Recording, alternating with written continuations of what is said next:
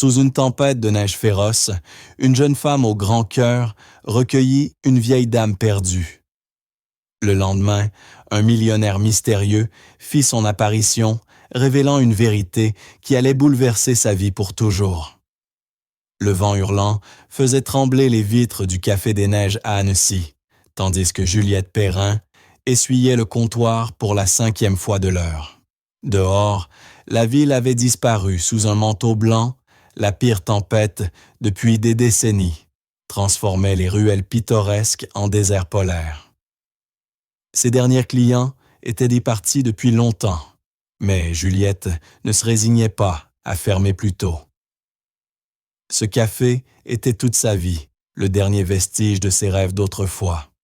« Encore une tasse, monsieur » demanda-t-elle à l'habitué, installé dans le coin, un café tiédissant entre ses mains ridées. Monsieur Hiver, ainsi qu'on l'appelait affectueusement, venait chaque jour qu'il neige ou non, pour une part de tarte maison et une oreille attentive. « Mieux vaut pas » répondit-il en riant. « Ma femme me tuerait si ma tension montait encore. » « Tenez. » Il glissa un billet sur la table. « Fermez donc, Juliette. La tempête empire à vue d'œil. » Elle sourit, mais secoua la tête. « Je préfère rester un peu. On ne sait jamais qui pourrait avoir besoin d'un abri. » Comme pour lui donner raison, la porte s'ouvrit soudain, laissant entrer une bourrasque glaciale et une silhouette vacillante. Juliette s'attendait à voir le conducteur de chasse-neige habituel, mais découvrit à la place une vieille dame emmitouflée, dans un manteau bien trop mince. Les cheveux argentés, couverts de neige et le visage livide de froid. « Mon Dieu !» s'écria Juliette en se précipitant pour la rattraper.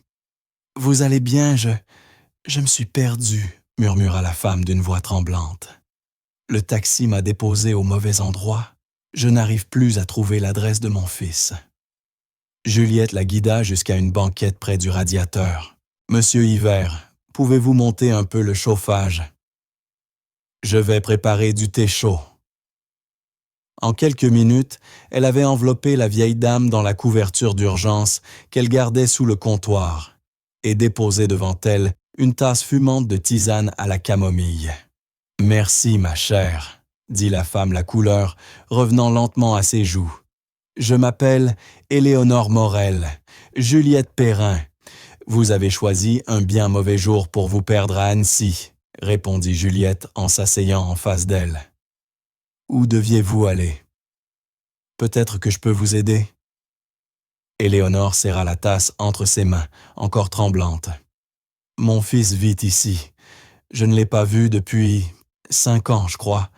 J'ai pensé qu'il était temps de faire la paix. » Quelque chose dans la voix de la vieille dame, le regret, la nostalgie, l'espoir toucha profondément Juliette.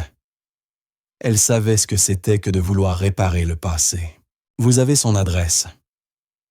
Je peux appeler quelqu'un pour vous y conduire quand les routes seront dégagées. » Éléonore fouilla dans son sac et tendit un petit papier froissé.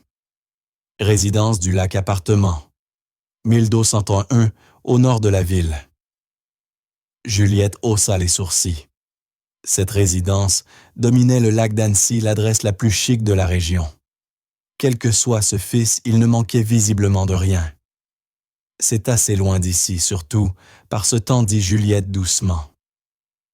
Les routes de ce côté risquent d'être fermées jusqu'à demain. » Les épaules d'Éléonore s'affaissèrent. « J'aurais dû l'appeler avant, mais je voulais le surprendre. Il est toujours si occupé. » « Restez ici aussi longtemps qu'il le faut, » assura Juliette en lui tapotant la main. « Ce n'est pas un palace, mais c'est chaud. » Monsieur Hiver boutonna son manteau. « Je ferais mieux de rentrer avant que ma rue devienne impraticable. »« Vous êtes entre de bonnes mains, madame. Juliette a le plus grand cœur d'Annecy. » Lorsqu'il fut parti, Juliette prépara du café frais et réchauffa un bol de soupe. Les yeux d'Éléonore la suivaient attentifs. « Ce café est à vous, demanda-t-elle. Juliette eut un petit rire. « Non, je le gère seulement. Mais parfois, j'aime bien faire semblant qu'il m'appartient. » Elle posa devant elle une soupe fumante. « J'ai toujours rêvé d'avoir mon propre restaurant. »« C'est charmant ici, » dit Éléonore, en observant les murs usés mais impeccables, les banquettes rouges cirées, les luminaires brillants. « Ça paie les factures, » répondit Juliette. « Et puis, j'aime les gens. Chacun a son histoire. » Éléonore la scruta de ses yeux d'un bleu perçant. « Et la vôtre, ma chère? Une jeune femme aussi intelligente et gentille que vous, ne devrait-elle pas déjà diriger son propre établissement? » Le sourire de Juliette vacilla. « La vie prend parfois des détours inattendus, » dit-elle en lissant son tablier, évitant le regard d'Éléonore. « Mais tout cela, c'est du passé. Mangez votre soupe avant qu'elle ne refroidisse. » Au fil de l'après-midi, la tempête s'intensifia. Juliette appela son patron pour lui expliquer qu'elle restait ouverte comme abri d'urgence, puis elle installa un lit de fortune pour Éléonore dans le petit bureau à l'arrière. La vieille dame était épuisée, le froid et le voyage avaient eu raison de ses forces. « Je devrais appeler mon fils, » murmura-t-elle, tandis que Juliette l'aidait à s'allonger sur le canapé. « Il va s'inquiéter s'il regarde les caméras de sécurité et voit que je suis arrivé sans être monté chez lui. » Juliette haussa un sourcil. « Des caméras de sécurité? » Étienne est très à cheval sur sa vie privée. L'immeuble le prévient à chaque visite, répondit Éléonore. Juliette lui tendit le téléphone du café. « Appelez-le, dites-lui que vous êtes en sécurité. » Éléonore composa le numéro l'air anxieux. Après plusieurs sonneries, elle soupira. Messagerie encore. Elle laissa un court message pour dire où elle se trouvait, puis rendit le combiné à Juliette. « Il est sûrement en réunion. Étienne passe sa vie à son bureau. »« Que fait-il exactement ?» demanda Juliette. « Il dirige Morel Technologies. Il a créé un logiciel qui a tout changé, dit-elle, avec une fierté teintée de tristesse. Il a toujours été brillant, même enfant. Trop pour son propre bien parfois. » Juliette se figea. Morel Technologies était l'une des plus grandes entreprises technologiques de France. Son PDG, Étienne Morel, était tristement célèbre pour ses rachats agressifs et son exigence légendaire. Sa photo paraissait souvent dans Les Échos ou Le Monde, toujours avec la même expression sévère, jamais un sourire. « Votre fils, c'est bien Étienne Morel ?» demanda Juliette incrédule. Éléonore hocha la tête, resserrant la couverture autour de ses épaules. « Vous avez entendu parler de lui. »« Tout le monde à Annecy a entendu parler de lui, » répondit Juliette prudemment. Elle s'abstint d'ajouter que les rumeurs n'étaient pas flatteuses, impitoyables, froids, impossibles à satisfaire. « Il n'a pas toujours été ainsi, dit doucement Éléonore, comme si elle lisait ses pensées. Après la mort de son père, quelque chose s'est brisé. Il a érigé des murs, repoussé tout le monde, même moi. » Juliette sentit une pointe de compassion. Quel qu'il soit devenu, Étienne Morel avait été autrefois un petit garçon, celui qui inspirait encore à sa vieille mère le courage de braver une tempête pour le retrouver. « Reposez-vous maintenant, » dit-elle tendrement. « Je serai juste à côté si vous avez besoin de quoi que ce soit. » Quand Éléonore s'endormit, Juliette retourna dans la salle vide. Dehors, la neige tombait toujours épaisse et hypnotique, s'accumulant contre les vitres. Elle devrait craindre une coupure d'électricité ou des canalisations gelées, mais au lieu de cela, elle ressentait une étrange paix. Pour la première fois depuis longtemps, personne n'attendait rien d'elle. Juste un café silencieux, une femme endormie, et la neige qui recouvrait le monde d'un calme ouaté. Juliette était en train d'essuyer les tables quand deux phares traversèrent le rideau de neige. Un grand 4x4 noir s'arrêta devant le trottoir, ses pneus craquant sur la poudreuse. Une silhouette élancée en sortit luttant contre le vent jusqu'à la porte du café. Lorsqu'elle s'ouvrit, Juliette se retrouva face à face avec l'homme qu'elle s'attendait le moins à voir cette nuit-là. Étienne Morel se tenait dans l'embrasure des flocons, fondant dans ses cheveux sombres, son manteau coûteux couvert de neige. Son visage, si familier des pages économiques, était encore plus impressionnant en vrai, des traits durs des yeux bleus, du même éclat que ceux d'Éléonore qui balayèrent la pièce. La pièce avant de se fixer sur elle. « Je cherche Éléonore Morel », dit-il d'une voix basse et ferme. Elle a laissé un message disant qu'elle était ici.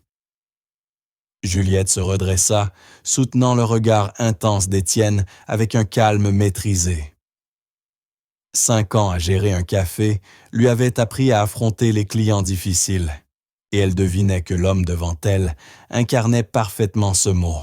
« Monsieur Morel, répondit-elle posément, votre mère se repose dans mon bureau. » Elle était à moitié gelée quand elle est arrivée. Quelque chose traversa fugacement ses yeux, de la préoccupation peut-être, avant de disparaître aussitôt. « Conduisez-moi auprès d'elle, » ordonna-t-il. Ce n'était pas une demande, mais un ordre. Juliette croisa les bras. Elle dort. Le froid et la fatigue l'ont épuisée. Je n'ai pas conduit à travers une tempête pour qu'on m'interdise de voir ma propre mère. Sa voix resta mesurée, mais glaciale. Et moi, je n'ai pas risqué de garder ce café ouvert pendant une tempête pour qu'on vienne déranger une vieille dame qui a besoin de repos, répliqua-t-elle sur le même ton, le menton relevé. Elle est en sécurité au chaud et sera ravie de vous voir à son réveil. Pendant un instant, ils restèrent là figés dans une confrontation silencieuse. Juliette pouvait presque voir les rouages tourner derrière ses yeux bleus perçants, calculant sans doute la manière la plus rapide d'obtenir ce qu'il voulait. Elle avait déjà rencontré des hommes comme Étienne Morel, des hommes qui considéraient le monde comme une suite de transactions, et les gens comme des atouts ou des obstacles. À sa surprise, il expira lentement et hocha la tête. « Très bien. Puis-je au moins la voir ?» « Bien sûr, » répondit Juliette en le conduisant vers le petit bureau à l'arrière. « Mais doucement, s'il vous plaît. » Étienne la suivit silencieux malgré sa stature imposante. Juliette ouvrit la porte, juste assez pour lui permettre d'apercevoir Éléonore endormie paisiblement sur le canapé, enveloppée dans des couvertures, la couleur revenue à ses joues. « Elle voulait vous faire une surprise, » chuchota Juliette. Elle s'est perdue dans la tempête. Votre adresse était dans son sac. Étienne observa le visage de sa mère, l'expression indéchiffrable. Elle ne m'a rien dit de sa venue. Les familles sont compliquées, répondit Juliette, simplement en refermant la porte. De retour dans le café, elle désigna une banquette. Un café. Vous semblez en avoir besoin, vous aussi.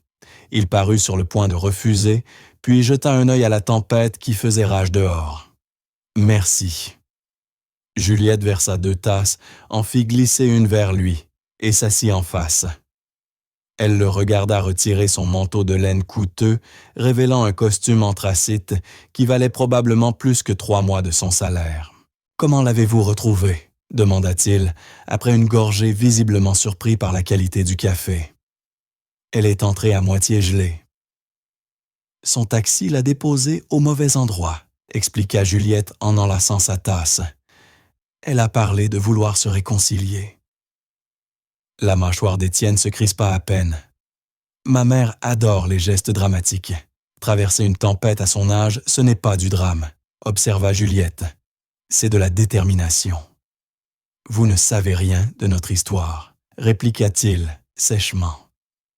C'est vrai, répondit-elle en haussant les épaules. Mais je sais qu'elle aurait pu mourir dehors pour venir vous voir. Ça veut dire quelque chose. Étienne la dévisagea avec un intérêt nouveau. La plupart des gens marchaient sur des œufs avec lui, intimidés par sa réputation ou séduits par sa fortune. Cette gérante de café, elle lui parlait comme à un égal, comme si son titre et son compte bancaire n'avaient aucune importance. Vous savez qui je suis, demanda-t-il brusquement. Juliette eut un petit sourire amusé. C'est la question que vous posez à tout le monde. Il sembla pris au dépourvu, puis contre toute attente. Le coin de sa bouche se releva légèrement. Seulement à ceux que je n'impressionne pas. Et moi, je suis impressionné par les gens qui méritent le respect, pas par ceux qui l'exigent, répondit-elle en sirotant son café. Mais oui, votre mère m'a dit que vous dirigez Morel Technology. Et moi, c'est Juliette Perrin. Je gère cet endroit, ajouta-t-elle en désignant le café modeste, mais impeccable autour d'eux.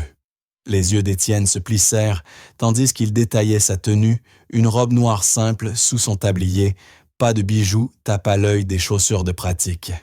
Pourtant, sa manière de se tenir, la précision de son langage, tout cela détonnait avec le décor.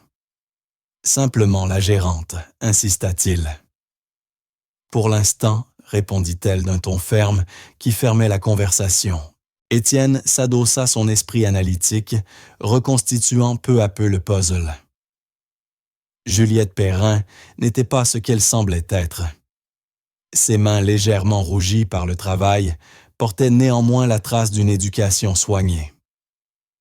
Son vocabulaire et son maintien trahissaient un niveau d'instruction élevé. Et la façon dont elle lui tenait tête, sans crainte, montrait qu'elle avait déjà connu le pouvoir d'une manière ou d'une autre. « Depuis combien de temps travaillez-vous ici ?» demanda-t-il d'un ton faussement détaché. « Assez longtemps pour reconnaître quand on m'interroge, » répondit-elle en arquant un sourcil. « Pourquoi cet intérêt soudain pour mon parcours, monsieur Morel-Étienne ?» corrigea-t-il aussitôt. « Et je suis simplement curieux de la femme qui a sauvé ma mère d'une mort certaine. » Le vent faisait claquer les fenêtres, accentuant la gravité de la tempête. Juliette jeta un œil à sa montre. Les routes empirent. Vous risquez d'être coincé ici pour la nuit. Étienne fronça les sourcils et sortit son téléphone. J'ai un chauffeur qui m'attend. Même les 4x4 ont leurs limites par ce temps. Les déneigeuses ne passent plus avant demain matin. Il consulta l'écran, le front plissé. Vous avez raison. Les routes vers la résidence du lac sont fermées. Alors, bienvenue dans mon abri de fortune, lança Juliette en ramassant leur tasse baroque-tasse vide.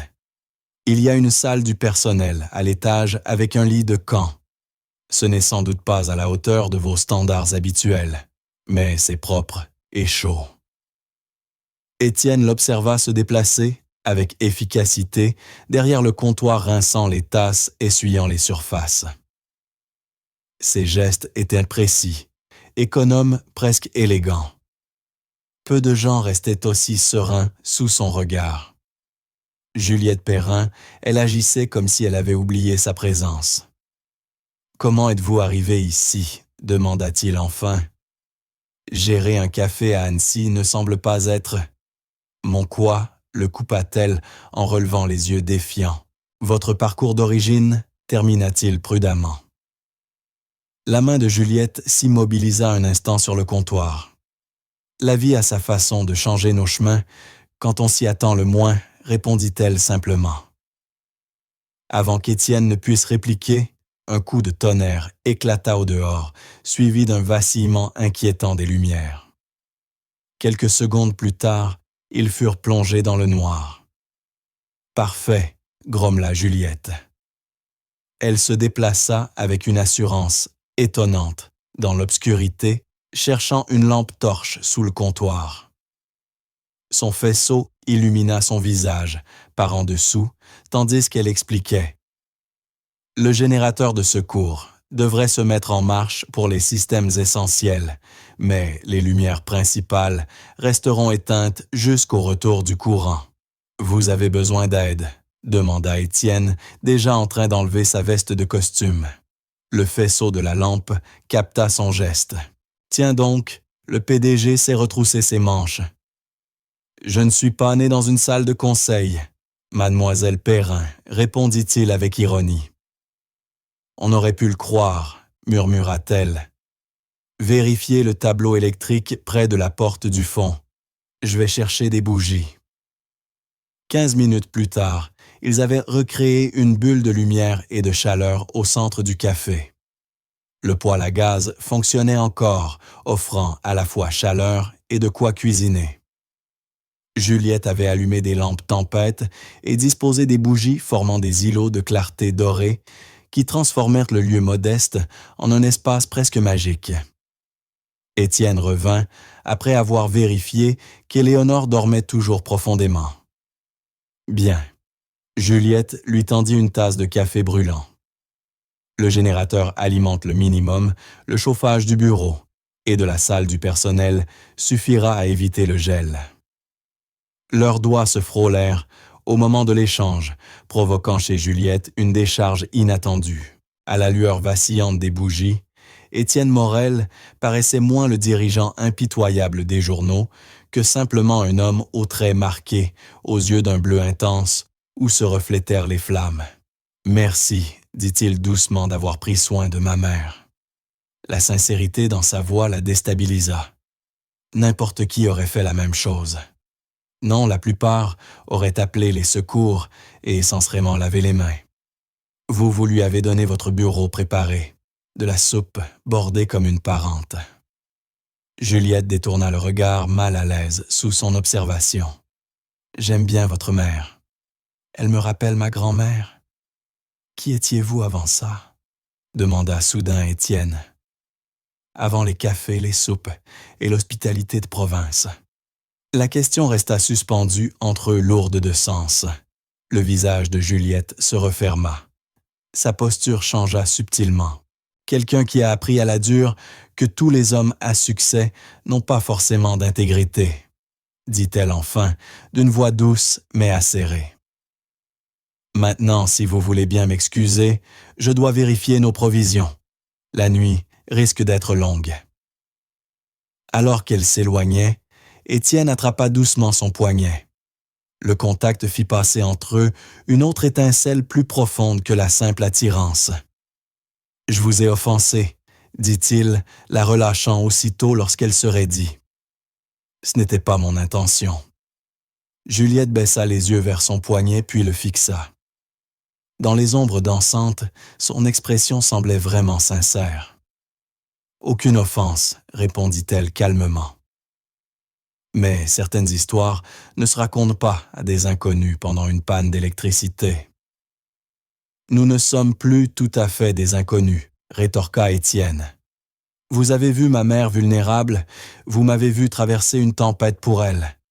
Et moi, j'ai vu... » Il s'interrompit, cherchant ses mots. « Vu quoi ?» le provoqua Juliette. « Qu'avez-vous vu exactement, monsieur Morel ?»« Quelqu'un qui se cache, » répondit-il simplement.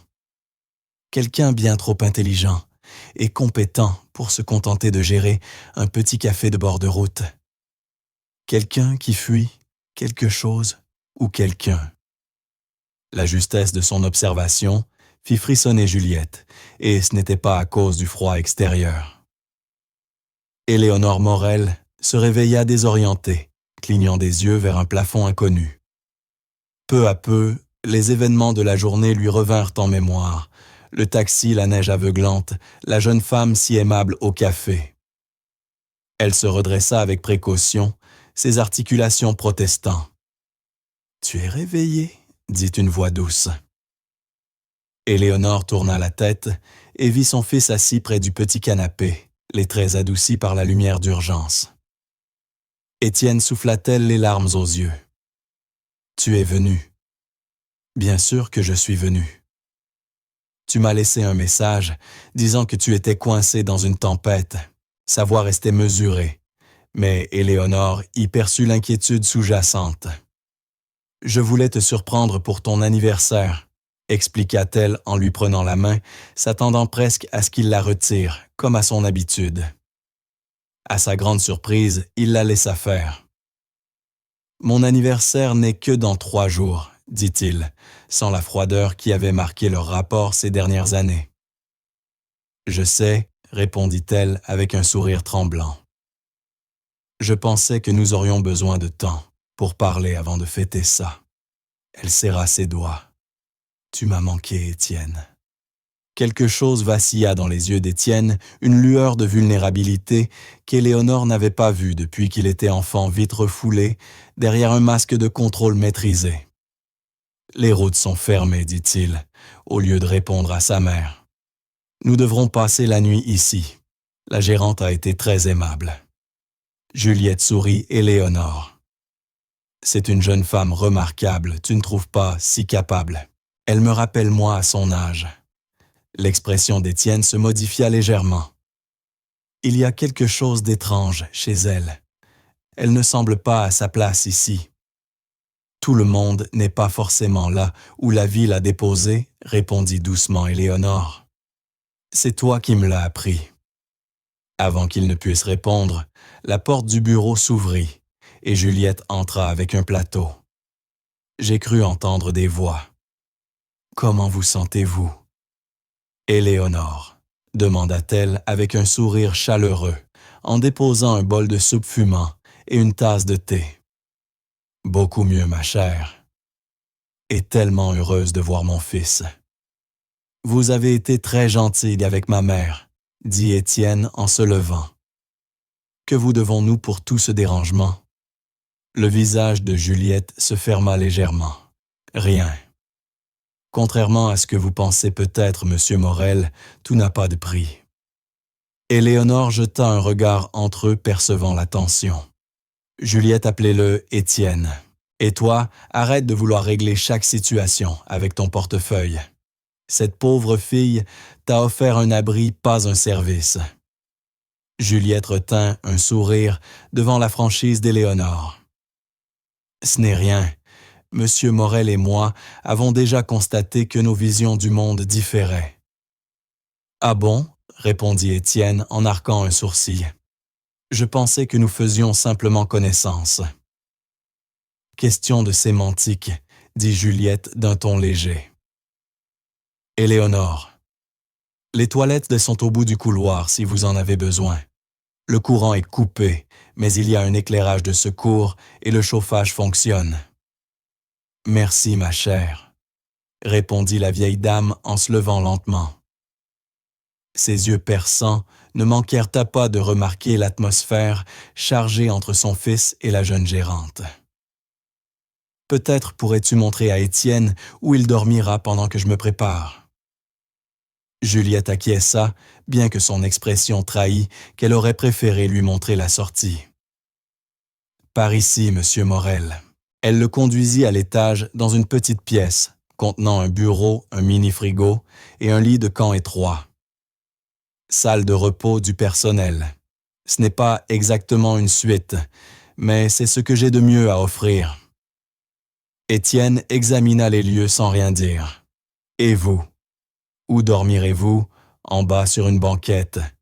Je préfère rester près de l'entrée, au cas où quelqu'un d'autre aurait besoin d'un refuge. Il fronça les sourcils. Prenez le lit, je dormirai sur la banquette.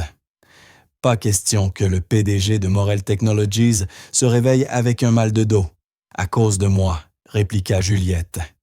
Je n'ai pas envie d'un procès, parce que vous ne pourriez plus coder après avoir dormi sur du Sky. Malgré lui, Étienne sentit le coin de ses lèvres frémir. C'est votre diagnostic professionnel. Simple gestion des risques, répondit-elle. Elle se tourna pour partir, mais il fit un pas pour lui barrer la route. Pourquoi ai-je l'impression que vous essayez d'éviter de rester seul avec moi? Demanda-t-il d'une voix plus basse. Juliette soutint son regard sans ciller. Parce que vous avez l'habitude que les femmes cherchent votre compagnie, pas qu'elles la fuient. Touché, dit-il avec un vrai sourire, un de ceux qui transformaient son visage de simplement séduisant à bouleversant. Mais cela ne répond pas à ma question. J'ai un café à gérer en pleine panne d'électricité et tempête de neige. Vous distraire n'est pas sur ma liste de priorités. Me distraire, répéta-t-il en s'approchant. C'est ce que vous croyez que je veux. De la distraction. Juliette ne recula pas malgré leur proximité. La petite pièce semblait rétrécir autour d'eux, l'air chargé d'une tension dangereuse. « Je crois que vous êtes un homme habitué à obtenir ce qu'il veut, » dit-elle calmement. « Et en ce moment, vous voulez résoudre l'énigme que je représente. Mais je ne suis pas à vendre ni à analyser, Monsieur Morel. » Étienne la corrigea-t-il, encore mais plus doucement. Étienne répéta-t-elle. « Maintenant, excusez-moi. » Une rafale particulièrement violente fit craquer le bâtiment. Instinctivement, Juliette posa la main sur son torse pour se stabiliser. À travers la fine étoffe de sa chemise, elle sentit son cœur battre à toute vitesse comme le sien. Un instant suspendus, ils restèrent figés, reliés par ce seul contact. Juliette prit soudain conscience de sa taille, de la chaleur qu'il dégageait du parfum subtil de son cologne. Elle se recula la première, la gorge serrée. « Je devrais vérifier le générateur. » En bas, Juliette trouva Éléonore en train de disposer des couvertures sur une banquette. « Vous n'avez pas à faire ça, » protesta-t-elle. « Allons donc, je ne suis pas impotente, » répondit Éléonore en aplatissant la couverture d'un geste sûr. « Et puis, ça m'occupe, pendant que toi et mon fils tournaient autour l'un de l'autre comme deux chats méfiants. » Le visage de Juliette s'empourpra. « Je ne vois pas de quoi vous parlez. »« Bien sûr que non, » répondit Éléonore avec un sourire entendu. « Il est difficile, mon Étienne. La vie l'a rendu ainsi. Mais sous toute cette armure, il y a un bon cœur. Madame Morel. Éléonore, je vous en prie.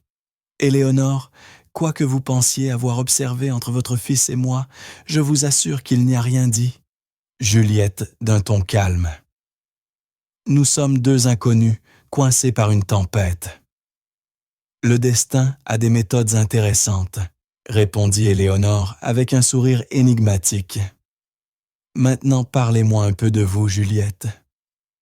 Qu'est-ce qui vous a amené dans ce petit café si charmant? » Juliette s'affaira à ajuster les bougies. Ce n'est pas une histoire très palpitante. « Je ne suis pas d'accord, » intervint la voix d'Étienne qui descendait l'escalier. « Je parie qu'elle l'est beaucoup plus qu'elle ne le dit. » Juliette lui lança un regard de mise en garde. « Votre mère a besoin de repos, pas de mon autobiographie. »« En fait, ce dont j'ai besoin, c'est de manger, » déclara Éléonore. « J'ai une faim de loup. » Reconnaissante pour la diversion, Juliette se dirigea vers la cuisine. « Je peux faire des sandwichs. Le gaz fonctionne encore, si vous préférez quelque chose de chaud. »« Laissez-moi vous aider, » proposa Étienne en la suivant avant qu'elle ne proteste. Dans la cuisine, Juliette sortit des ingrédients du réfrigérateur. Rendez-vous utile, couper le pain. À sa surprise, Étienne retroussa ses manches et obéit. Il maniait le couteau avec une aisance inattendue, découpant des tranches régulières dans la miche artisanale. « Vous avez déjà fait ça, » observa-t-elle. « J'ai travaillé dans une sandwicherie pendant mes études, » répondit-il. Devant son air étonné, il ajouta. « Vous pensiez que je suis né PDG. » « Honnêtement, oui. » Étienne éclata de rire, un son grave et chaleureux qui transforma une fois de plus son visage. « Mon père était professeur de sciences au lycée, ma mère infirmière. J'ai grandi dans une petite maison à Lyon et j'ai travaillé chaque été, dès mes 16 ans. » Juliette lui tendit des tomates à couper. « Et comment êtes-vous devenu ?» s'adit-elle en désignant d'un geste vague sa montre luxueuse et sa chemise sur mesure. « Le titan, sans cœur du monde des affaires, » lança-t-il avec ironie. « Vos mots, pas les miens. J'ai créé un algorithme qui a révolutionné la logistique pendant mes études de master. J'ai bâti une entreprise autour de ça. J'ai pris de bonnes décisions et d'autres plus cruelles. » Il disposa habilement les tranches de tomates sur le pain. Le reste appartient à l'histoire économique. Et quelque part dans cette histoire, vous avez cessé de parler à votre mère, dit doucement Juliette. Les mains d'Étienne se figèrent. C'est une situation compliquée. Les familles le sont souvent. Juliette se tourna vers le poêle où mijotait une soupe. « Vous n'êtes pas proche de la vôtre ?» demanda-t-il en s'approchant pour l'aider. Juliette garda les yeux sur la casserole. « Mes parents sont morts quand j'étais à l'université. Accident de voiture. »« Je suis désolé, » dit-il sincèrement. « C'était il y a longtemps. » Elle se pencha pour attraper des bols, son bras frôlant le sien. Encore une fois, cette tension étrange s'éveilla entre eux. « Et après l'université ?» demanda-t-il doucement. Où était Juliette Perrin avant d'arriver dans ce café? Juliette servit la soupe avec des gestes précis. La finance à Paris, ça n'a pas fonctionné. La finance, répéta Étienne intéressé.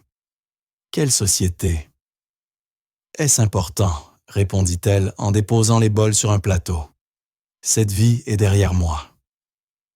Ça l'est parce que vous fuyez quelque chose, dit-il calmement.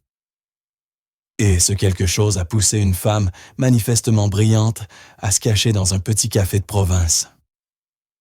Juliette se retourna, son calme se fissurant pour la première fois.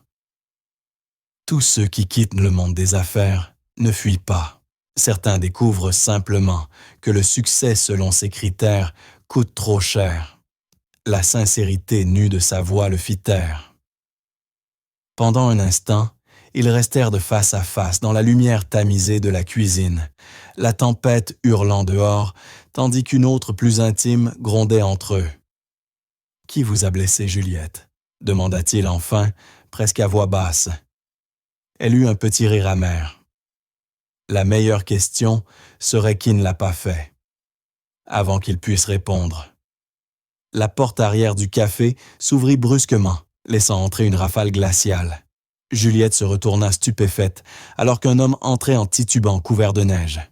« Dieu merci !» s'exclama le nouveau venu en secouant ses bottes. « J'ai cru mourir, je l'ai dehors. » Étienne se figea. Jacques fit-il d'un ton sec. « Que fais-tu ici ?» L'homme leva la tête soulagé. « Étienne, j'essaie de te joindre depuis des heures. Ta mère a appelé le bureau pour te chercher, et quand j'ai appris que tu avais pris la route sous cette tempête... » Il s'interrompit soudain, son regard tombant sur Juliette. Pendant un bref instant, la reconnaissance illumina ses yeux, aussitôt remplacée par quelque chose de plus sombre, la peur. « Juliette Perrin, dit-il d'une voix tendue. Eh bien ça alors, quelle surprise !» Juliette demeura figée, le visage blême. « Jacques Zaharan, murmura-t-elle, de tous les cafés, de toutes les tempêtes. » Étienne les regarda tour à tour, son esprit analytique, cherchant déjà les liens. « Vous vous connaissez ?»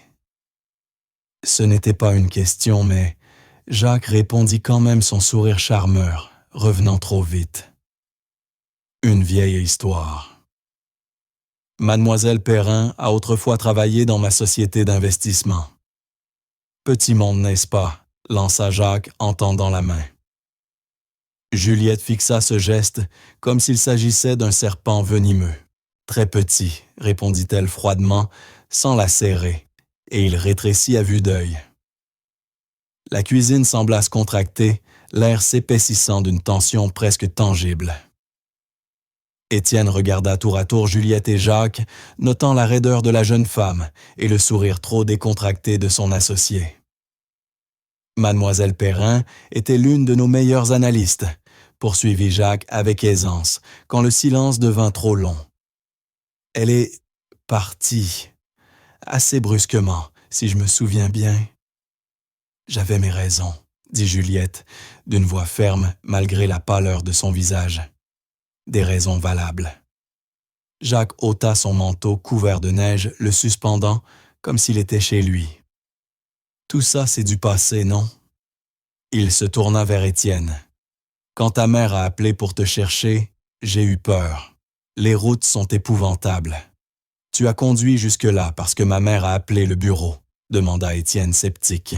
J'étais déjà à Annecy pour la réunion sur l'acquisition de Nortec, répondit Jacques en haussant les épaules. Tu sais comme je m'inquiète. Juliette, silencieuse, rassembla la nourriture sur un plateau. Je vais apporter ça à Éléonore. Mais au moment où elle voulut passer, Jacques se déplaça pour lui barrer la route. « Laisse-moi t'aider, Juliette. Nous avons tant de choses à nous dire. »« Je m'en occupe, » dit-elle sèchement en le contournant. Étienne suivit la scène d'un œil attentif, la méfiance grandissant. Jacques un mot fit-il en désignant la réserve à l'écart. À l'intérieur, il alla droit au but. « Quel passé partages-tu avec elle ?» Jacques leva les sourcils. Toujours aussi direct. Elle a travaillé chez Aran Capital pendant 18 mois, une carrière prometteuse, jusqu'à ce qu'elle fasse une sorte de crise morale, comme elle disait. Une crise d'éthique. Dommage, elle avait du potentiel. C'est tout. Qu'est-ce que tu veux que ce soit? D'autres, répondit Jacques avec un sourire qui n'atteignait pas ses yeux. Ne me dis pas que le grand Étienne Morel s'intéresse à une gérante de café. Elle cache quelque chose, répliqua Étienne en ignorant la provocation. Et vu sa réaction à ta présence, ça a un rapport avec Aran Capital. Jacques s'adossa à une étagère. Étienne, tu sais comment sont ces jeunes idéalistes. Ils débarquent dans la finance, persuadés qu'ils vont changer le monde, puis découvrent la réalité des affaires. Juliette n'arrivait pas à séparer émotion et décision. Ça la rendait instable. Elle ne m'a pas semblé instable du tout. Tu la connais depuis quoi? Quelques heures? Moi, je l'ai employée plus d'1 an, répondit Jacques en riant doucement. Crois-moi, s'il y a une raison pour laquelle elle sert du café à Annecy au lieu de gérer des portefeuilles à Paris, c'est qu'elle l'a mérité. Étienne le fixa longuement.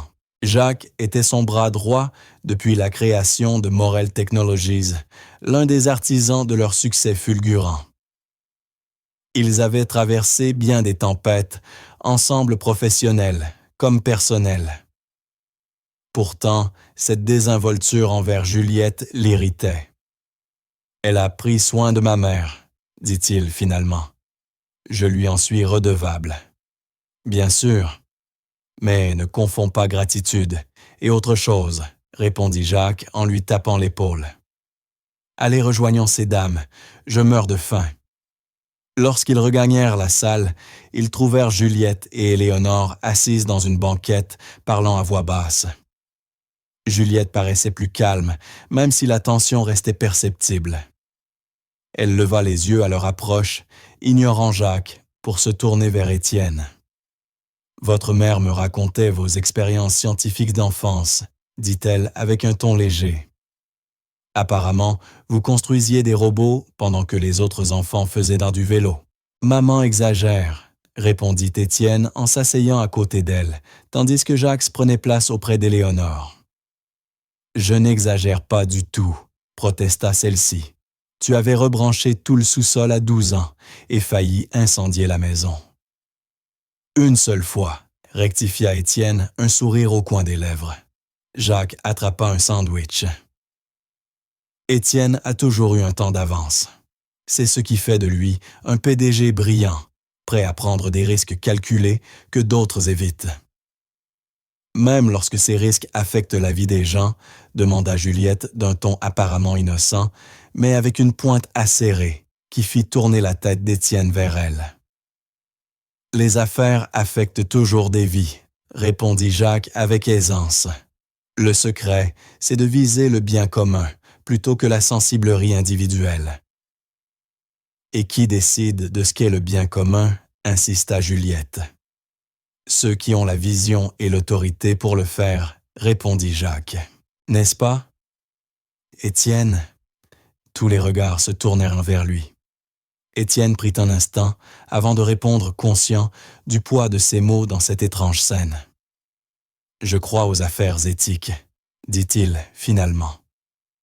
Le profit sans principe finit toujours par s'effondrer. Juliette garda un visage neutre, mais il crut percevoir une lueur de surprise dans son regard.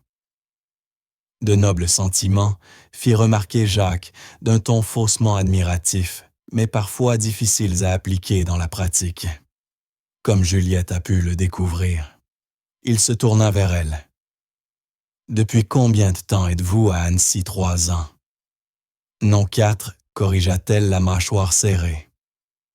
4 ans, répéta Jacques pensivement. Comme le temps passe vite. Tu sais, Étienne Juliette a été mêlée à une situation plutôt intéressante avant de quitter Iron Capital. Peut-être t'en a-t-elle parlé? Le sous-entendu dans sa voix était clair comme du cristal. Juliette reposa sa cuillère, les jointures blanchies. Jacques dit-elle calmement. Ne commence pas. Sentant la tension monter, Éléonore intervint. Je me sens un peu fatigué. Nous pourrions reprendre cette conversation demain, non? Bien sûr, répondit vivement Juliette en se levant. Laissez-moi vous remettre des couvertures belles assez propres. Tandis qu'elle aidait Éléonore à regagner le bureau, Jacques se pencha vers Étienne. Elle ne t'a rien dit, n'est-ce pas? Dit quoi? La vraie raison pour laquelle elle a quitté Paris. Jacques secoua la tête. Je ne suis pas surpris. Ce n'est pas vraiment glorieux. Arrête de tourner autour du pot, exigea Étienne. Que s'est-il passé? Jacques le regarda un instant, puis répondit d'un ton mesuré. Elle a accusé Aran Capital de fraude. Elle prétendait que nous manipulions les données de marché, que nous trompions nos clients, et elle a voulu porter ses preuves à l'autorité des marchés financiers. Et c'était vrai, demanda Étienne le regard dur. Jacques prit un air sincèrement offensé. Bien sûr que non. Nous avons été blanchis de toutes les accusations. Mais le mal était fait. La réputation de Juliette était ruinée. Plus aucune société de la place de Paris n'a voulu d'elle après un tel coup de poignard. Alors elle s'est enfuie ici. Peux-tu la blâmer? Elle a tenté de détruire la société qui lui avait tout donné. Son expression se fit plus douce, teintée d'une fausse compassion. Je ne te dis pas ça pour la dénigrer, Étienne.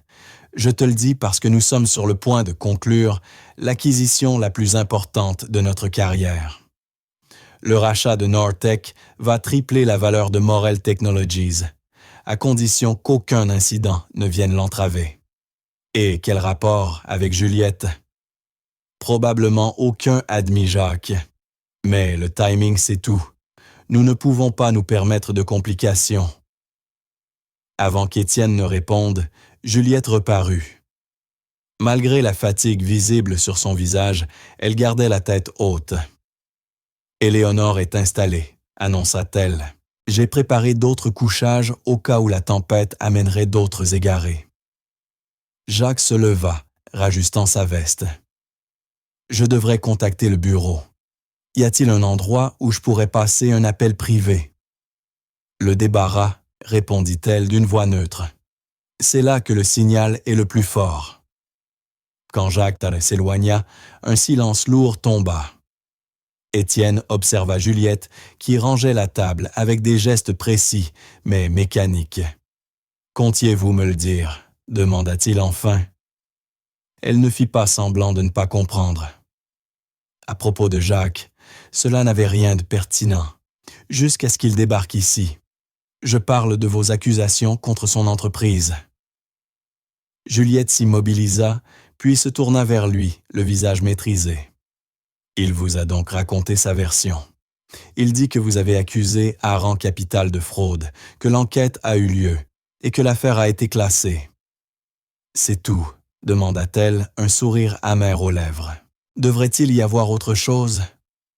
Peu importe, répondit-elle après un moment. Jacques Aran est votre ami et associé. Moi, je ne suis que la femme qui a abrité votre mère pendant une tempête. La distance dans sa voix le troubla plus qu'il ne voulait l'admettre. Je préfère me faire ma propre opinion. Sur quoi? Vous me connaissez à peine, Étienne. Je sais reconnaître les gens de valeur. Moi aussi autrefois. Regardez où cela m'a mené. Elle se détourna pour continuer la vaisselle. Étienne s'approcha, réduisant l'espace entre eux jusqu'à ce qu'elles doivent relever la tête. Racontez-moi votre version. Pourquoi? Pour que vous puissiez choisir lequel de nous ment. Je n'ai rien à justifier. Bon sang, Juliette. Il s'interrompit, reprenant son calme. J'essaie de comprendre. Non, vous essayez de protéger vos affaires. Ses yeux lançaient des éclairs. Jacques vous a parlé de votre grande acquisition, n'est-ce pas? Il vous a prévenu que je pourrais être un obstacle. Le silence d'Étienne confirma ses soupçons. C'est bien ce que je pensais. Elle fit mine de s'écarter, mais il retint doucement son bras. « Qu'avez-vous découvert chez Arand Capital » demanda-t-il à voix basse. Pendant une seconde, elle sembla prête à tout lui révéler, quand la porte arrière s'ouvrit brusquement. Jacques réapparut impeccable comme toujours. « Désolé d'interrompre » lança-t-il avec un sourire qui ne cachait rien de sa satisfaction. « Étienne, il faut qu'on parle du dossier Nortec. Il y a du nouveau. » Juliette retira son bras et déclara d'une voix maîtrisée « Je vais vérifier le générateur. » Tandis qu'elle s'éloignait, Jacques tendit son téléphone à Étienne. « Tu devrais voir le mail que je viens de recevoir. » Étienne parcourut le message et son visage se durcit aussitôt. « Ces chiffres ne peuvent pas être exacts, » dit Étienne en consultant l'écran. « C'est ce que je me suis dit, » répondit Jacques. « Mais j'ai vérifié 3 fois. » Il reprit le téléphone. L'évaluation de Nortec est gonflée. Si nous avions finalisé l'acquisition au prix convenu, nous aurions payé des millions de trop, conclut Étienne sombrement. Au mieux. Au pire, on aurait pu nous accuser de fraude financière délibérée. Jacques se passa une main dans ses cheveux. « On l'a échappé, bel Étienne. Comment as-tu découvert ça? » Un de nos analystes est tombé dessus par hasard. Un coup de chance, mais ça me fait me demander combien d'autres transactions cachent peut-être les mêmes anomalies. Étienne fronça les sourcils, les pensées en ébullition. Il faut revoir entièrement notre processus de vérification. Si on a manqué ça, c'est bien ce qui m'inquiète, coupa Jacques avant d'hésiter. Il y a autre chose. L'analyste qui a trouvé l'erreur a repéré le nom de Juliette Perrin sur certains documents initiaux de Nortec datant de l'époque où elle travaillait chez Arand Capital. Que veux-tu dire? Rien, je constate juste une curieuse coïncidence, répondit Jacques d'un ton neutre. Elle avait accès au premier bilan de Nortec, puis elle a accusé Arand de fraude. Et maintenant, elle réapparaît par hasard dans ton entourage, la veille de notre acquisition. Voilà une belle théorie du complot, ironisa Étienne. Vraiment, la femme qui a tenté de détruire mon entreprise se retrouve ici avec ta mère, la nuit précédant le plus gros contrat de notre histoire. Non, je ne crois pas aux hasards aussi commodes. Étienne voulait rejeter cette idée, mais son instinct d'homme d'affaires l'en empêcha. Juliette Perrin cachait effectivement quelque chose, cela ne faisait plus de doute. Et le moment de sa réapparition était troublant. « Je vais lui parler » décida-t-il. « Je veux comprendre. »« Fais attention » avertit Jacques. « Elle sait être persuasive. » Crois-moi, j'en ai fait les frais. Quand Juliette revint, elle trouva les 2 hommes penchés sur un échange chuchoté. Ils se séparèrent dès qu'elle s'approcha, mais le silence soudain parlait de lui-même. Le regard qu'Étienne posa sur elle, plus méfiant qu'auparavant analytique plutôt que curieux, lui dit tout ce qu'elle devait savoir. « Le générateur tiendra jusqu'au matin », annonça-t-elle d'une voix professionnelle et distante. « Si vous voulez bien m'excuser, messieurs, j'ai de l'inventaire à vérifier avant l'aube. » Juliette appela Étienne. « Nous devons parler. Je crois que votre associé a déjà tout dit, monsieur Morel. » La froideur du ton le blessa plus qu'il ne voulut l'admettre. « Vous n'avez pas donné votre version. Cela changerait-il quelque chose ?» demanda-t-elle en se retournant à moitié, un sourire triste aux lèvres. « Certaines batailles ne méritent pas d'être livrées 2 fois. » Cette nuit-là, alors que la tempête rugissait dehors, Étienne ne parvenait pas à dormir sur le lit étroit. L'affaire Nortec exigeait son attention. Mais son esprit revenait sans cesse à Juliette, à la douleur dans ses yeux, quand elle avait compris qu'il doutait d'elle au ton résigné de sa voix. Un léger coup frappa à la porte. En l'ouvrant, il découvrit Éléonore enroulée dans une couverture. « Maman, tu devrais te reposer. »« J'ai assez dormi, » répliqua-t-elle en entrant dans la petite chambre. « Nous devons parler de Juliette. Il n'y a rien à dire. »« Ne me mens pas, Étienne. Je t'ai élevé. » Éléonore s'assit au bord du lit. « Jacques Haran, t'as monté contre elle, n'est-ce pas? C'est compliqué. Il y a un passé entre eux, des conflits professionnels qui pourraient affecter notre entreprise. Et c'est tout ce qui compte pour toi. Les affaires, dit-elle, d'une voix chargée de reproches.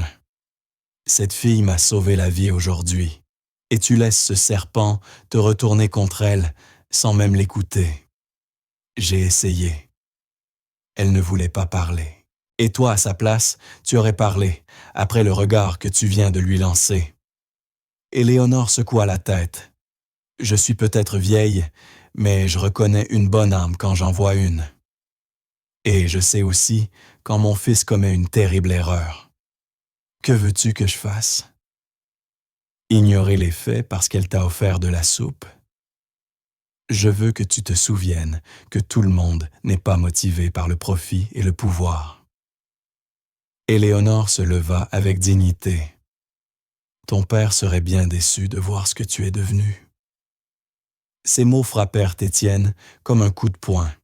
Avant qu'il ne puisse répondre, un bruit en bas attira leur attention. « Reste ici, » ordonna-t-il, descendant les escaliers. Dans la salle principale, il trouva Juliette face à Jacques, la colère vibrant dans sa voix. « Vous n'avez aucun droit de venir ici pour me menacer encore. » « Te menacer. » « Allons, Juliette, je me contente d'une petite conversation entre vieux collègues. » Le sourire satisfait de Jacques s'effaça quand il vit Étienne. « Ah, te voilà. Juliette et moi échangions de bons souvenirs. »« On n'aurait pas dit, » répondit Étienne d'un ton glacial. « Monsieur Haran était justement sur le point de partir, » annonça Juliette, les bras croisés sur la poitrine. Apparemment, la tempête s'est calmée juste assez pour permettre de circuler, déclara Jacques en haussant les épaules. Les déneigeuses sont passées, les routes du nord sont dégagées. Il prit son manteau. Étienne, nous devrions partir, nous aussi. La situation avec Nortec exige notre attention immédiate. Nortec, répéta Juliette, la bouche soudain glacée. Bien sûr, tout s'explique maintenant. Son expression fit hésiter Étienne. Que savez-vous de Nortec? Avant qu'elle ne réponde, Jacques l'interrompit sèchement. Étienne, ce n'est ni le moment, ni l'endroit. Nous avons une crise à gérer. C'était bien Nortec, n'est-ce pas? Insista Juliette, les yeux fixés sur Étienne. C'est ce que j'avais découvert. La fraude chez Aaron Capital. Elle concernait Nortec. Le mot resta suspendu dans l'air. Le visage de Jacques se durcit, son charme s'évaporant comme neige au soleil. « Vous délirez, » lança-t-il brusquement. « Étienne, il faut qu'on parte. » Mais Étienne ne bougea pas. Son regard était rivé sur Juliette. « Expliquez-moi. » Juliette redressa les épaules, des années de colère contenue et de besoin de justice vibrant en elle. Il y a 3 ans, j'ai découvert des irrégularités dans les rapports financiers de Nortec alors que je travaillais chez Haran Capital. Des rapports falsifiés pour gonfler artificiellement la valeur de l'entreprise. Quand j'ai signalé mes doutes à la direction, son regard se posa sur Jacques. On m'a dit de corriger mes conclusions. Elle ment, coupa Jacques. Les comptes de Nortec ont été rigoureusement vérifiés. Par qui? Répliqua Juliette. Par l'équipe que vous avez vous-même chargée de falsifier les chiffres. Les mêmes analystes qui, comme par hasard, ont tous été promus après que ma crédibilité a été détruite. Étienne leva une main pour faire taire Jacques. « Continuez, » dit-il simplement. Juliette inspira profondément. Quand j'ai refusé de participer à la manipulation, on m'a retiré du dossier. Une semaine plus tard, j'ai trouvé des preuves que la fraude dépassait Nortec. C'était un système. Aran Capital gonflait artificiellement la valeur de plusieurs entreprises avant les rachats. Absurde, siffla Jacques. S'il y avait eu la moindre vérité là-dedans, l'AMF aurait... L'enquête de l'AMF était une mascarade, l'interrompit Juliette. Parce qu'au moment où j'ai réuni assez de preuves, quelqu'un avait déjà modifié les données d'origine. Mes identifiants avaient été utilisés pour faire les changements. Tout cela donnait l'impression que c'était moi la fraudeuse. Un lourd silence suivit. Le visage de Jacques était figé, trop figé. Et l'esprit analytique d'Étienne reconnut aussitôt cette immobilité. Ce n'était ni de la surprise, ni de la colère. C'était du calcul. « On vous a piégé, dit-il doucement. « Oui, répondit Juliette sans détour. Quand j'ai compris, il était trop tard. J'avais été renvoyé pour violation éthique, mise sur liste noire dans toute la finance parisienne. On a prévenu mes anciens collègues de ne plus me parler. Ma carrière, mon nom, tout était détruit. Alors vous avez fui, conclut Étienne. Je n'ai pas fui, rectifia Juliette en relevant le menton. On m'a poussé dehors, menacé de poursuites si je persistais. Sans emploi, écrasé de dettes et devenu radioactive pour tout le secteur, je n'avais plus le choix que de recommencer ailleurs. Histoire pratique, intervint Jacques, d'une voix redevenue soyeuse, mais impossible à prouver. L'AMF n'a rien trouvé parce que vous avez détruit les preuves. C'est faux, rétorqua Juliette. Vous n'avez simplement pas réussi à tout effacer. Que voulez-vous dire? Demanda Jacques soudain crispé. J'avais une assurance, répondit-elle avec un sourire froid. Avant que mes accès ne soient incoupés, j'ai fait des copies. J'étais naïve, pas idiote. Vous bluffez, dit-il, mais son teint avait pâli. Vraiment, demanda-t-elle doucement, avant de se tourner vers Étienne. L'acquisition de Nortec que vous préparez. Qu'est-ce qui vous a poussé ce soir à douter de leur évaluation? Le visage d'Étienne demeura impassible. Des anomalies dans les données. Des projections de revenus incohérentes, des écarts entre les chiffres annoncés et les flux réels. Juliette hocha la tête. Exactement les mêmes signes que j'avais relevés il y a 3 ans. Sauf qu'aujourd'hui, ils sont sans doute pires. 3 ans à masquer les traces d'une fraude, ça s'accumule. Éléonore apparut alors au bas de l'escalier, inquiète. Étienne. Tout va bien, maman reste en haut. Non, ça ne va pas, répondit-elle en s'avançant d'un pas ferme. Pas si, ce que j'entends est vrai. Jacques retrouva son masque avenant. Madame Morel, je vous assure qu'il s'agit d'un malentendu. Mademoiselle Perrin nourrit une rancune personnelle. Jeune homme coupa Éléonore d'un ton sec. J'ai été marié 40 ans à un professeur de sciences. Je sais reconnaître l'intégrité quand je la vois. Et en ce moment, je ne la vois pas en vous. Le sourire de Jacques se figea.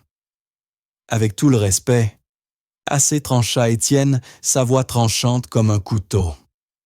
Jacques, le savais-tu, pour la fraude de Nortec? Il n'y a pas eu de fraude, insista-t-il. Juste des pratiques comptables agressives courantes dans « Savais-tu, oui ou non ?» répéta Étienne, chaque mot tombant comme un coup de marteau.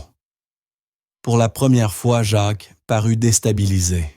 « Tu ne vas pas sérieusement prendre son parti, Étienne, après tout ce qu'on a construit ensemble? » Ce n'est qu'une petite employée ratée, incapable de supporter la pression du vrai monde des affaires.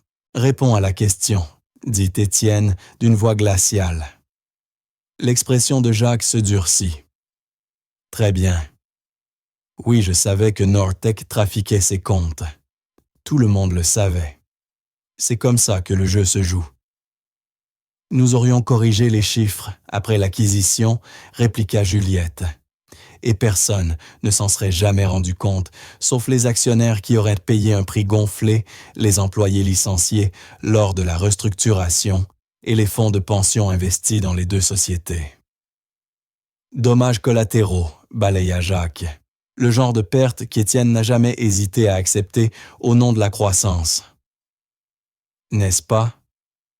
Partenaire Étienne resta impassible. Mais Juliette vit quelque chose changer dans son regard, un éclat de regret, ou peut-être de lucidité. « Vous avez dit que vous aviez des preuves », demanda-t-il à Juliette, ignorant la tentative de Jacques de l'impliquer. « Oui. Pas ici, évidemment, mais elles sont en lieu sûr.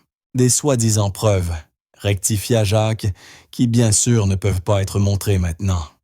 Je n'ai pas besoin de les montrer tout de suite, répondit Juliette calmement. Je peux vous dire ce qu'elles contiennent les rapports originaux de Nortec des courriels, ordonnant aux analystes de modifier les données et les journaux d'accès, montrant que mes identifiants ont servi pendant que j'étais ailleurs. Elle fixa Étienne. Vous voulez savoir jusqu'où ça va? Combien d'autres acquisitions reposaient sur des chiffres falsifiés? Elle ment, protesta Jacques, la panique perçant dans sa voix. Étienne, nous sommes amis depuis 15 ans associés. J'ai toujours été à tes côtés. Tu vas tout gâcher pour la parole de cette serveuse gérante. Corrigea automatiquement Juliette. Étienne resta silencieux, réfléchissant. Juliette pouvait presque voir les équations défiler derrière ses yeux, loyauté contre vérité, amitié contre intégrité, empire contre fondation. « Réfléchis à ce que tu fais, avertit Jacques. Si elle rend tout cela public, ce ne sera pas seulement moi qui tomberai. Morel Technologies a participé à toutes les grandes opérations qu'Aaron Capital a montées ces 10 dernières années. Ta réputation, ton entreprise. Stop. La voix d'Étienne basse mais tranchante coupa court. Tu rends ma décision plus facile à chaque mot, Jacques. Éléonore s'avança pour se placer près de Juliette, posant une main bienveillante sur son bras. Ce simple geste de solidarité fit monter des larmes dans les yeux de la jeune femme. Jacques les regarda incrédule. « Tu ne peux pas être sérieux, Étienne. Tout ce qu'on a bâti reposait sur la fraude apparemment. » Le visage d'Étienne s'était figé en granit. « Sors, tu vas le regretter, siffla Jacques. Quand tes actions s'effondreront, quand les procès pleuvront, j'ai dit sors. » Étienne fit un pas en avant, imposant la voix glaciale. « Maintenant, avant que j'appelle les autorités et que cette discussion se poursuive devant des témoins. » Un instant, Jacques sembla vouloir résister. Puis lentement, il remit son manteau et lança d'une voix basse « Ce n'est pas fini. » Loin de là. Lorsqu'il disparut dans la nuit, le silence s'abattit sur le café. Juliette réalisa qu'elle tremblait submergée par un mélange d'adrénaline de soulagement et de peur encore vibrante. « Je devrais vérifier s'il est vraiment parti, » murmura-t-elle, cherchant à reprendre contenance. « Laisse-le, » répondit Étienne, toujours fixé sur la porte. « Nous avons des problèmes plus urgents maintenant. » Éléonore serra doucement le bras de Juliette. « Je vais nous préparer du thé. C'est une conversation qui mérite du thé. » Quand elle s'éloigna, Étienne se tourna enfin vers Juliette. Son visage était indéchiffrable. « Vous détenez ces preuves depuis 3 ans, dit-il. Pourquoi ne pas les avoir utilisées? » Juliette s'assit dans une banquette soudain épuisée. « J'ai essayé. Personne ne voulait m'écouter. Jacques m'avait complètement discrédité et Aran Capital disposait de ressources infinies. Puis il y a eu les menaces. Quelles menaces? D'abord professionnelles, puis plus personnelles. » Elle baissa les yeux vers ses mains. « Une nuit, quelqu'un est entré dans mon appartement. Rien n'a été volé, mais mes dossiers avaient été fouillés. Le lendemain, j'ai reçu une photo des tombes de mes parents, avec un message. Certaines choses devraient rester enterrées. » La mâchoire d'Étienne se contracta. « Jacques, je n'en ai jamais eu la preuve, mais le moment était trop parfait pour être un hasard. » Elle leva les yeux vers lui. « Alors je suis parti. J'ai essayé de recommencer ailleurs, de vivre simplement loin de ce monde-là. Jusqu'à ce soir, murmura Étienne. Jusqu'à ce soir, confirma-t-elle. Il s'assit en face d'elle. Je dois voir ses preuves. Pourquoi? Pour que Morel Technologies puisse limiter les dégâts, dit-elle amère. Non, répondit-il doucement. Pour que je puisse faire ce qu'il faut. Juliette scruta le visage d'Étienne, cherchant la moindre trace de duplicité. Et selon vous, quel est le bon choix? Je ne sais pas encore, répondit-il honnêtement. Mais cacher la vérité n'en fait pas partie. Éléonore revint alors tenant 3 tasses fumantes de thé. Elle en fit glisser une devant chacun avant de s'asseoir aux côtés de son fils. Bon, dit-elle d'un ton vif, le partenaire d'affaires de mon fils est un criminel, et la charmante jeune femme qui m'a sauvé du froid est celle qui l'a dénoncé. Qu'allons-nous faire maintenant? L'énoncé si direct, si pragmatique, fit rire Juliette par surprise. Un vrai rire qu'elle n'avait pas laissé échapper depuis longtemps. « Maman » soupira Étienne, bien que le coin de sa bouche se soit relevé. « Quoi, j'ai tort » répliqua-t-elle en haussant un sourcil. « Je suis vieille, pas aveugle ni stupide. »« Personne ne pourrait vous prendre pour l'une ou l'autre » répondit Juliette en souriant malgré elle.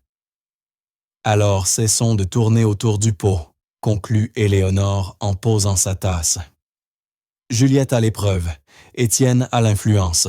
Ensemble, vous pouvez réparer ce désastre. Ce n'est pas si simple, commença Étienne. Ça ne l'est jamais, approuva Éléonore. Faire ce qu'il faut ne l'est jamais. Juliette observa le regard d'Étienne se radoucir. Malgré leurs années de distance, le lien entre lui et sa mère était évident, une même exigence morale, limpide sans détour. « Les preuves sont dans un coffre à Boston, dit-elle enfin. Alors, dès que la tempête se lève, nous irons ensemble, répondit Étienne.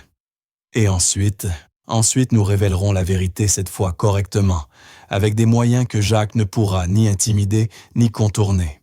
Ton entreprise survivra, ajouta-t-il fermement. Morel Technologies vaut plus que ses partenariats. Ses fondations sont solides, même si certaines structures construites dessus ne le sont pas. Éléonore rayonna de fierté. Voilà mon fils. Pour la première fois depuis longtemps, Juliette sentit l'espoir renaître fragile, mais réel. Ce ne sera pas facile, prévint-elle. Jacques a des amis puissants, des ressources immenses. Moi aussi, répondit Étienne avec une étincelle d'assurance. Retrouvé, mais désormais tourné vers une cause juste. Et contrairement à Jacques, je n'ai rien à cacher. Éléonore bâilla doucement, brisant la tension. Quelle soirée! Je vais essayer de dormir encore, un peu avant l'aube. Elle tapota la main de Juliette. Ne t'inquiète pas, ma chère. Mon fils est têtu et parfois arrogant, mais quand ça compte, il choisit toujours bien. Quand Éléonore se fut retirée, Juliette et Étienne restèrent assis en silence. Dehors, la tempête s'apaisait tout comme celle qui les avait opposés. « Je suis désolé d'avoir douté de vous, dit enfin Étienne. »« Vous aviez vos raisons, » répondit Juliette doucement. « La loyauté envers ses amis est honorable, même quand elle est mal placée. »« Pas au détriment de la vérité, » rétorqua-t-il. Il posa sa main sur la sienne. « Ni de la justice. » La chaleur de son contact, la sincérité de son regard ébranlèrent quelque chose en elle, un mur qui commençait à se fissurer, une porte longtemps fermée qui s'entrebâillait. « Pourquoi m'aidez-vous » demanda-t-elle dans un souffle. « Vous auriez pu partir avec lui protéger votre entreprise, votre réputation. » « Peut-être que je suis fatigué de jouer le PDG impitoyable qu'on attend de moi, » murmura-t-il, traçant un cercle doux sur son poignet. « Ou peut-être que j'ai trouvé dans un petit café, pendant une tempête, quelque chose de plus précieux que les parts de marché et les bilans trimestriels. » Elle esquissa un sourire sceptique. Des choses plus étranges se sont déjà produites. Il répondit par un vrai sourire qui adoucit son visage. Ma mère dirait que c'était le destin. Et vous, Étienne Morel, qu'en pensez-vous? Il réfléchit un instant, que parfois il faut se perdre pour enfin trouver ce qu'on cherchait vraiment. Dehors, les premières lueurs de l'aube blanchissaient le paysage enneigé. La tempête était passée, laissant derrière elle un monde pur intact, plein de promesses comme les émotions naissantes entre eux. 6 mois plus tard, Juliette se tenait devant les immenses baies vitrées du penthouse d'Étienne, regardant la neige retomber doucement sur Paris.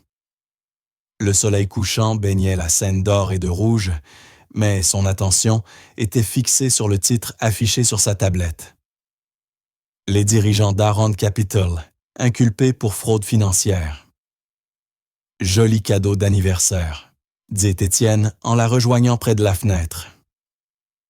Il passa ses bras autour d'elle, posant son menton sur sa tête.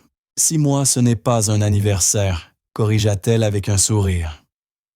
C'est une étape. 6 mois depuis une tempête et une mer égarée qui ont tout changé, murmura-t-il, avant de déposer un baiser sur sa tempe. Et je trouve ça digne d'être célébré. Les 6 derniers mois avaient été un tourbillon. L'épreuve contenue dans le coffre de Juliette à Boston s'était révélée dévastatrice, pas seulement pour Jacques Aran, mais pour tout un réseau de manipulation financière reliant plusieurs grandes sociétés. L'enquête de l'AMF, cette fois, avait été exhaustive et implacable en grande partie grâce à l'influence et aux ressources d'Étienne. Morel Technologies avait résisté à la tempête. L'action de l'entreprise avait d'abord chuté lorsque son PDG avait révélé publiquement les pratiques frauduleuses de leurs partenaires. Mais sa transparence et sa détermination à réformer avaient finalement renforcé sa réputation. Les investisseurs, découvrit-on, respectaient l'intégrité, surtout lorsqu'elle s'accompagnait d'actes concrets. J'ai encore du mal à croire que tout soit enfin terminé, dit Juliette en reposant sa tablette. 3 ans à vivre dans la peur, compléta Étienne et maintenant la justice. Même si 13 ans de prison, ce n'est pas assez pour ce que Jacques t'a fait subir.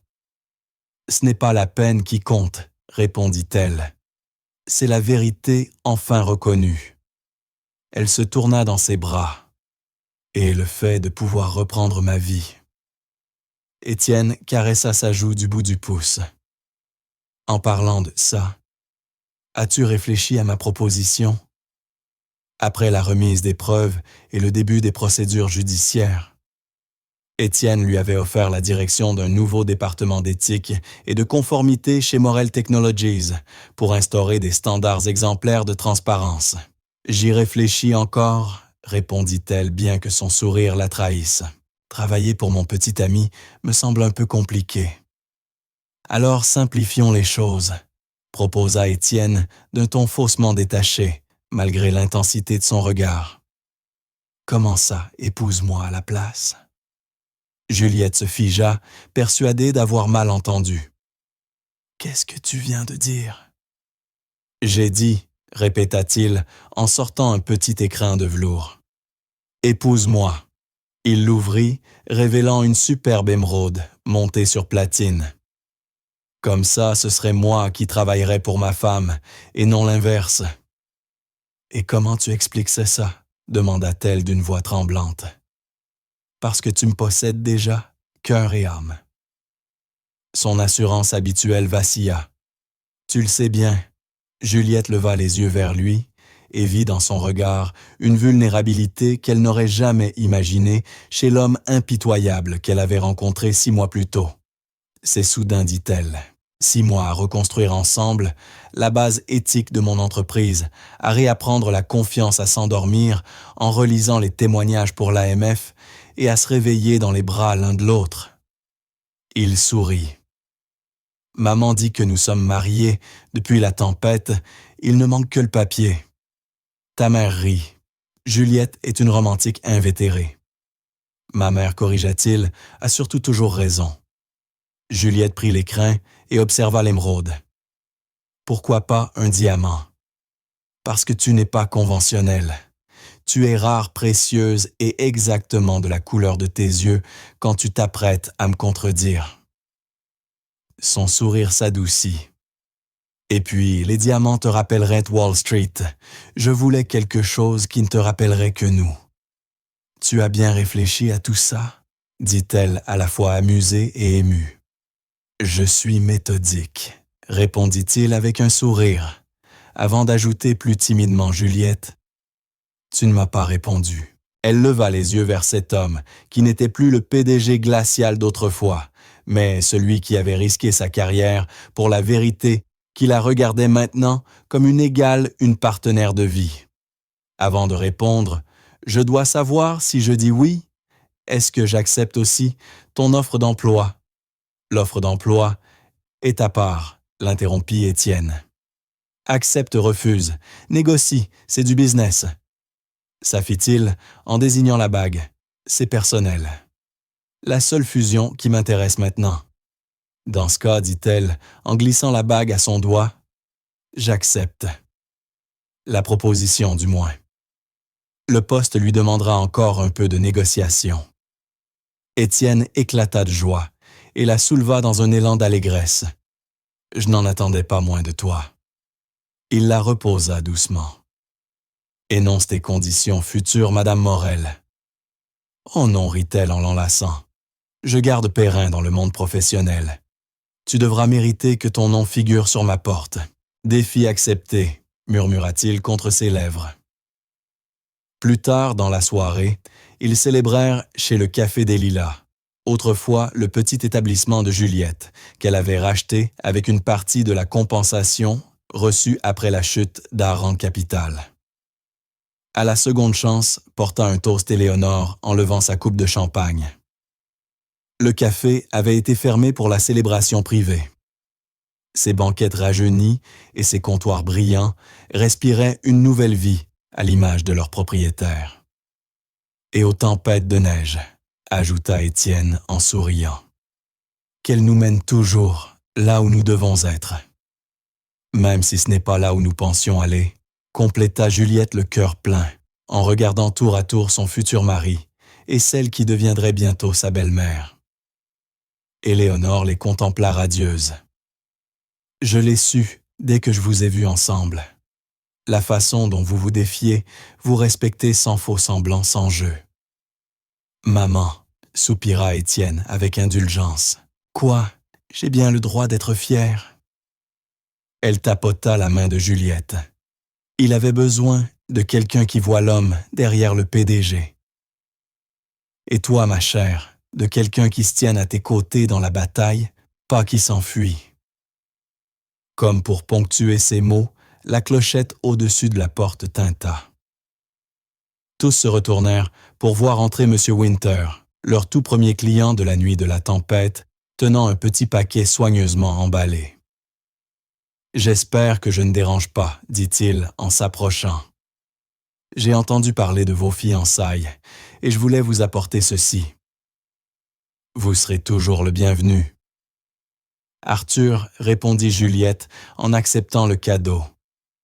À l'intérieur, un flocon de neige en bois sculpté à la main. « C'est moi qui l'ai fait, » expliqua-t-il, « pour vous rappeler comment tout a commencé. »« Il est parfait, » souffla Juliette, profondément touchée.